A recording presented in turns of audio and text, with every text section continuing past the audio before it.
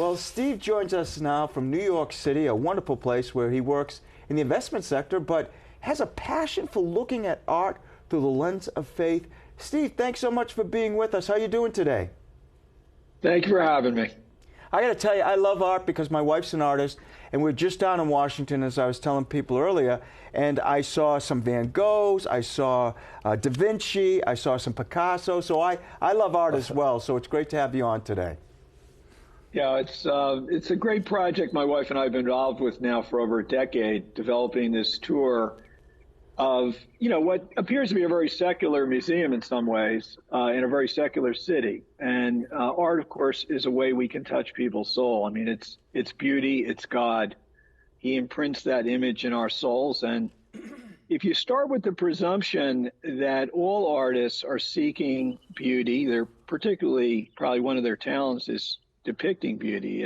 You start with that presumption that they're actually seeking God, maybe even when they don't know it, and relook at art from the very beginning, in ancient Egypt through the moderns. It's really incredible, the mysteries that sort of get unlocked in this little pilgrimage of ours, which is now a book. We've been doing it as a tour of the Met with, small groups for many years now, but we've just been, several people have told us, you got to put this in a book because we can't reach that many people, one at one. So this is a way to take a pilgrimage through the history of art and of man's search for God. It's been a beautiful experience just being involved with it. I'm sure it has, Steve. This is Bishop Reed. First of all, I love the weeping willow behind you. It's classic. And, many of us love to visit museums, but sometimes, I know I feel this, I'm sure other people do, we can feel as if artwork, it's kind of a bit out of our league, and we feel awkward. We don't know what to feel or what to do. What advice would you give to us to help prevent that sense of awkwardness? I hope that if folks read The Pilgrimage to the Museum, it will help them cure that sense. Your Excellency, a key reason we started this tour was we realized that people come to the museum seeking beauty. And everyone, when they come to a new city, they're very excited, they go to the museum. After about 45 minutes, they're getting tired. But no one wants to leave after 45 minutes. People think they're a bore or something. So you kind of hang in there another 45 minutes, declare victory and move on and come away feeling a little bit like you missed something. And we think a key reason for that is that a lot of the descriptions at the museums, even the tapes, the audio tapes, they're archaeologically accurate. They're scientifically correct. They're sanitized because people don't want to mention God. Mm-hmm. And all of the art is about God. And once you start there, it changes everything. I mean, it becomes a gripping narrative over time and space. The tour we give of the museum is 3.5 hours, and it'll take you a little longer than that to read The Pilgrimage to the Museum. But, what we find is that people are literally gripped for the entire time. I mean, because you really start to see your own search for God through the art. There's ups and downs and peaks and valleys like any journey. But art is alive with that. So, if you start with the presumption that God is here and look at the art that way, you start to see things very differently. When I was at the museum last week down in Washington, and I was looking at some of the Van Gogh paintings. My wife can look at them and she knows the histories and all that. But for me, I looked at it, but then I stopped and I got closer and I looked at different aspects of it.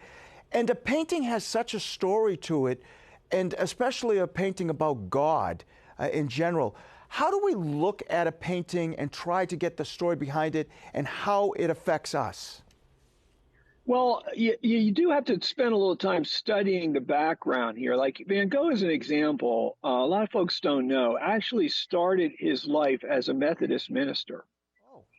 And, he was actually quite religious.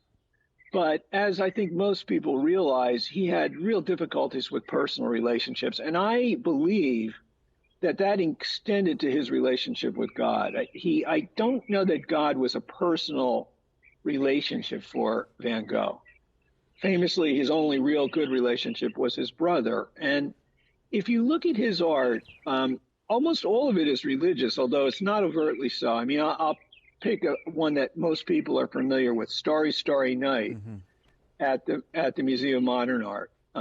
Or the one at the Metropolitan that we use is Wheatfield with Cypress. But either of those paintings, if you look at them, there's something very beautiful and awesome about them.